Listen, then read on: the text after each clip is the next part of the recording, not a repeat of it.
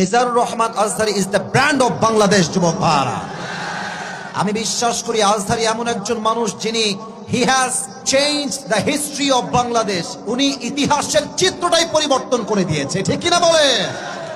আমরা আগে মনে করতাম যে খেলোয়াড় হলেই শুধু সেলিব্রিটি হওয়া যায়, আমরা ভাবতাম নায়ক হলেই সেলিব্রিটি হওয়া যায়, আমরা ভাবতাম গায়ক হলেই সেলিব্রিটি হওয়া যায়।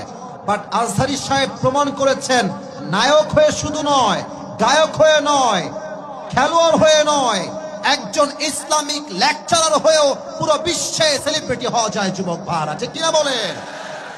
আগে আমাদের মায়েদের স্বপ্ন আমরা দেখতাম, অনেক মায়েরা বলতো আমার ছেলে বড় হয়ে খেলোয়াড় হবে, আমার ছেলে বড় হয়ে গায়ক হবে, আমার ছেলে বড় হয়ে নায়ক হবে, আমার ছেলে বড় হয়ে ইঞ্জিনিয়ার হবে, আমার ছেলে বড় হয়ে ডাক্তার হবে।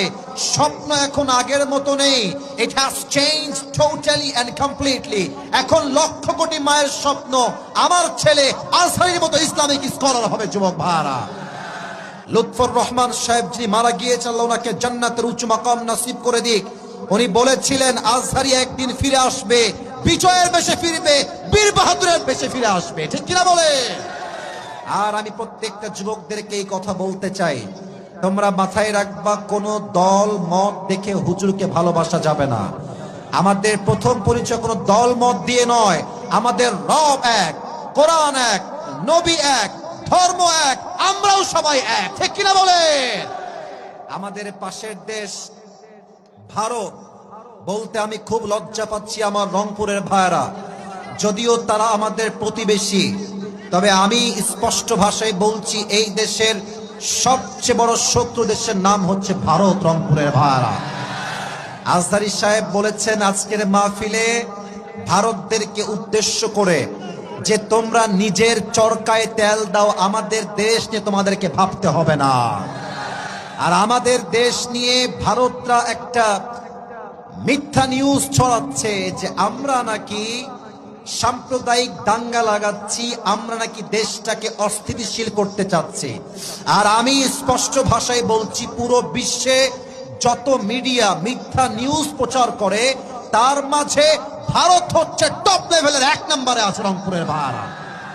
ভারতের যেই সাংবাদিকগুলো নিউজ প্রেজেন্ট করে এদেরকে দেখে আমার নিউজ প্রেজেন্টার মনে হয় না, বেশিরভাগকে দেখে মনে হয় হকাররা নিউজ প্রেজেন্ট করছে। যুবক ভাইরা, আর একটা আছে দেখবা বাংলাদেশ আর থাকবে না, এইটাকে আমার দেখলে মনে হয় যে এই বেটা গুলিস্তানে আন্ডারপ্যান্ট বিক্রি করলে বেশি মানাতো। যুবক ভাইরা, আজহারি সাহেব স্পষ্ট ভাষায় বলেছেন বন্ধুত্ব দেখাইলে বন্ধুত্ব পাবা, যদি যে বন্ধুত্ব দেখানোর যোগ্যতা রাখে না সে ভালোবাসা পাওয়ার যোগ্যতা রাখে না, ঠিক কিনা বলে? অতএব আমিও আজহারি সাহেবের সঙ্গে তাল মিলিয়ে একটা কথা বলতে চাই, আমরা কোনো দাঙ্গা চাই না, মারামারি চাই না, বিদ্বেষ চাই না, সাম্প্রদায়িক সম্প্রীতি নষ্ট করতে চাই না।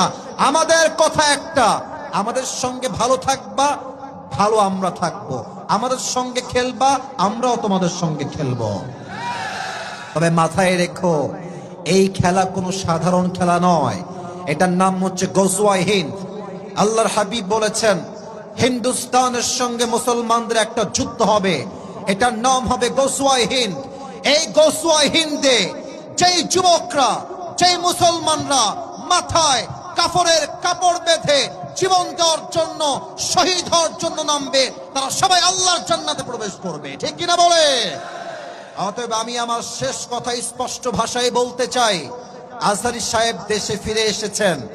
যারা আজহারি সাহেবকে দেশ থেকে তাড়িয়েছিলেন তারা কিন্তু এই দেশে এখন আর টিকে নাই। আজহারি সাহেব বলেছিলেন কারো মন্তব্য আমার গন্তব্য ঠেকাইতে পারবে না। আর আল্লামা দেলোয়ার হোসেন সাইদি হুজুর বলেছিলেন তোমরা থাকো সব গাছের আগায়, আমরা থাকি গাছের গোড়ায়। বাড়াবাড়ি বেশি কইরো না, জুলুমবাজি কইরো না, আলেমদেরকে ধরে জেলখানায় দিও না। 18 কোটি মানুষ গাছের গোড়ায় একটা ঝাঁকুনি দিবে, মামুর বাড়ি দিল্লি গিয়ে তোমরা পড়বা, দিল্লি গিয়ে পড়েছে। অতএব যারা এখন আবার নতুন করে প্ল্যান করছেন স্বৈরাচারকে বসাবার জন্য, এই রংপুরের জমিন থেকে আমি স্পষ্ট ভাষায় বলতে চাই, যদি আগামীতে আমার মাতৃভূমির প্রধানমন্ত্রীর চেয়ার কোন স্বৈরাচার দখল করতে চায়, কোন বেঈমান নাস্তিক আমার দেশে ক্ষমতা নিতে চায়, স্পষ্ট ভাষায় বলছি, আগামীতে জীবন দেওয়ার জন্য এই রংপুরের জমিন থেকে একটা শহীদ আবু সাঈদ নয়, হাজার হাজার শহীদ আবু সাঈদ মাথায় কাফনের কাপড় বেঁধে শহীদ হওয়ার জন্য রাস্তায় নামবে, বুকের তাজা রক্ত দিবে। হাত তুলে আল্লাহকে দেখা দাও।